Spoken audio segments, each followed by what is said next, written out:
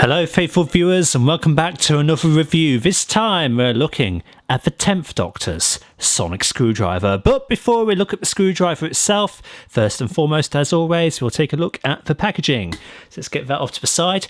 Goodness knows how I was able to get that to stand up on its own, considering it's kind of got a rounded bottom. Anyway, so this is the packaging that was present on the line that came out for the 50th anniversary, much like the 8th Doctor screwdriver that we've looked at previously.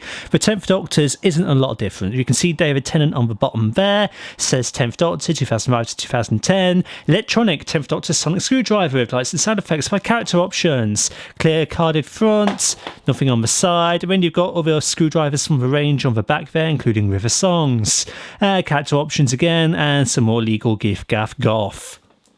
So the 10th Doctor's sonic screwdriver, now this is the one that I grew up with. The 10th Doctor is my Doctor for many ways, and this is what I instantaneously think of when I think of the sonic screwdriver. It is timeless, this version, so much so that it is the primary inspiration for the 14th Doctor's screwdriver, which is coming out. Appropriate considering both 10 and 14 are played by David Tennant.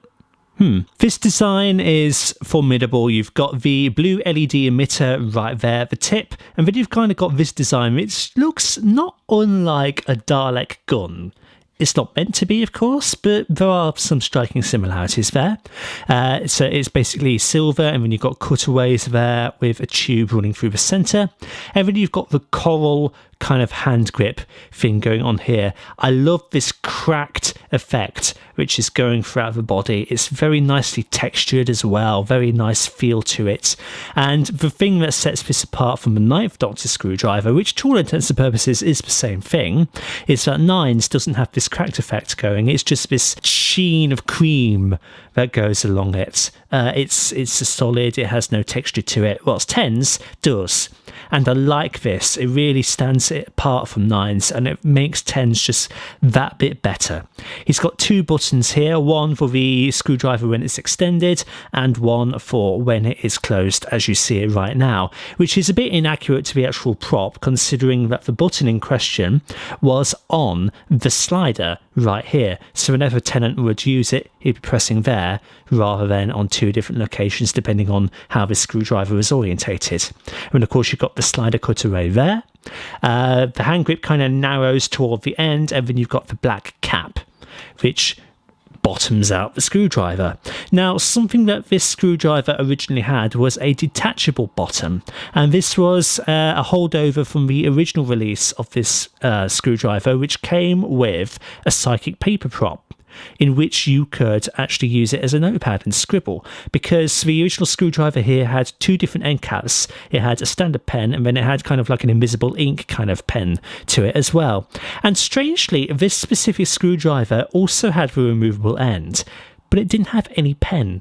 It was just a dud kind of cap. So much so that I ended up super gluing it in place because it was just such an irrelevant feature for the screwdriver. So once upon a time this could pop up, but mine no longer can. So in terms of lights and sounds, and as I said, it has a blue LED at the top there. Well, at least it's meant to be blue. This kind of gives the illusion when it's blue. It might actually be a bit more of a purple. And the purple was because of the whole invisible ink thing. It's like a UV light sort of thing.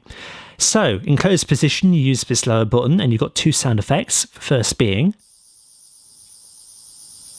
a very high-pitched sonic buzz, and then the second, there's no double tapping on it, it just activates with one press and then a second press.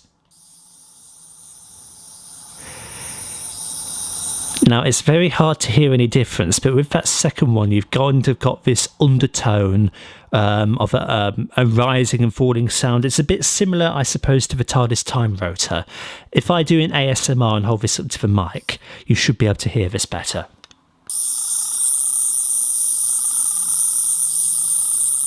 It's very subtle, and it is more apparent on other screwdrivers that share that sound effect, but it is there. And then to get this into the open position, simply slide that up, and you've got some more detail revealed here. You kind of got this whirly kind of core going throughout this glass, well, it's not a glass, but this clear cylinder here. And I just like the simplicity of this. I've always loved how simple and not overblown this screwdriver is. Other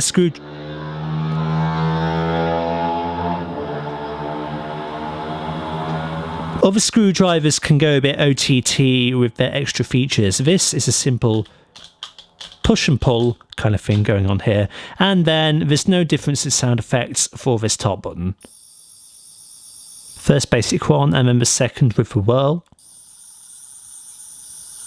And then you can kind of see it is like a bluey purple kind of emitter going on right there. To access the battery compartment, what you actually want to be doing is pulling off the little cap which rests over the thumb slider right there, and you can see there is a screw head. Now I'm not actually going to demonstrate this because over the years this screw kind of wiggles itself loose and makes this entire thing a bit too wibbly wobbly. So I've got this in a position now where I don't want to unscrew it, just to keep it feeling solid.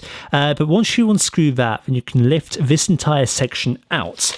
Now the instructions here are going to demonstrate this for me. Inside the core is the flap, which you would have to once again screw open, and you can see that it takes 1.5 volt batteries that the other screwdrivers take, except this takes 3 of them. For size comparisons, here is the 10th Doctor's closed next to the 8th Doctor's, and here it is open. The 8th Doctor's is now shorter than the 10th's. Here is 10's closed next to the War Doctor's, 10's being smaller, and now with it open, 10's is larger. Here's 10's next to 11's, closed it is smaller, and extended it is still smaller, as you can see there. Here is 10's next to 12's, closed it is smaller, and open it is still much smaller in fact, as you can see right there. And here is 10's next to 13's, closed it is smaller, and extended we can see that it is bigger. So that's been our look at the 10th Doctor's sonic screwdriver as released as part of the 50th anniversary. I always have loved this thing. This is by far and away my favourite sonic screwdriver design, and maybe that's partly nostalgia because I grew up with this specific variation. 9 and 10 were my first Doctors, so I have a special place in my heart for this design. But first and foremost, I love the simplicity of this thing. Other screwdrivers, as you've seen in the size comparisons, can go OTT. I mean, look at the 12th Doctor's screwdriver. It's a fantastic screwdriver in its own right, but blimey, it's full of bells and whistles.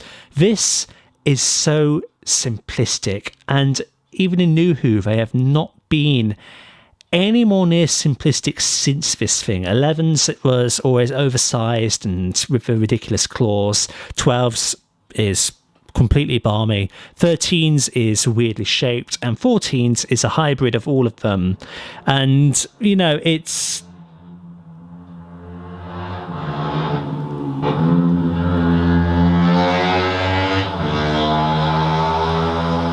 so I love how this doesn't feel the need to go ridiculous with its gimmicks. It's small also. Other screwdrivers, especially the newer ones, have a habit of going really large. This is quite reminiscent of something that you'd find in like a pocket tool. And I love that.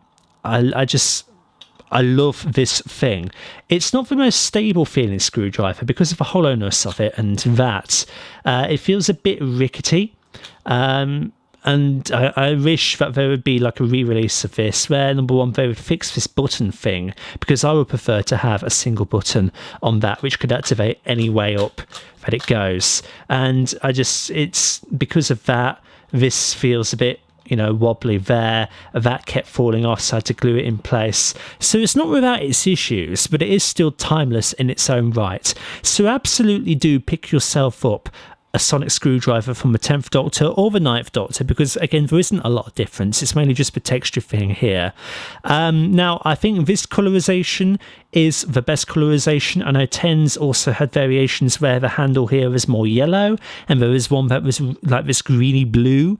They are bizarre colorations, and I don't know what character options we're really thinking with those redesigns, but this is really the most definitive version of this screwdriver you're going to get.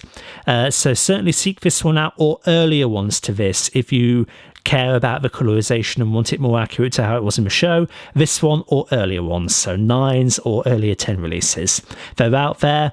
They may be pretty pricey now, but certainly it's one of the better screwdrivers that's out there. It doesn't do a lot in terms of sounds. You've already got the two basic ones. Other screwdrivers have more, and this is what I've related to in other reviews by saying in the past it felt like a luxury to have more than 2 sound effects, considering that this only has 2. That's where that notion stems from. But anyway, definitely pick one of these up if you can find it. It's just iconic. So thank you everybody so much for stopping by and checking out this review. Like and subscribe if you haven't already, and share this video around to help out the channel. And until the next time, see you all later.